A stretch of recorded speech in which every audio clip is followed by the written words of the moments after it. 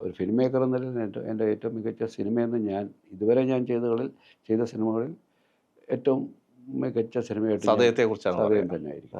അത് MT-യുടെ തിരക്കഥയാണ്. അതിൻ്റെ ഒരു കരുത്ത് കൂടി അതിനുണ്ട്. അതെ, അതുകൊണ്ട് തന്നെയാണ് MGയുടെ തിരക്കഥ ആയതുകൊണ്ട് തന്നെ ഞാൻ വളരെ ജാഗ്രതയോടുകൂടി തന്നെയാണ് അതിനെ സമീപിച്ചത്. കാരണം എൻ്റെ സീനിയർമാർ സംവിധായകരായിട്ടുള്ള എൻ്റെ മുതിർന്ന സംവിധായകരായിട്ടുള്ളത് ഇപ്പം അരുൺ സാറായാലും ശശിയേട്ടനായാലും ഇവരൊക്കെ MT സാറിൻ്റെ തിരക്കഥയിൽ സിനിമകൾ ചെയ്ത് വിജയിപ്പിച്ചവരാണ്.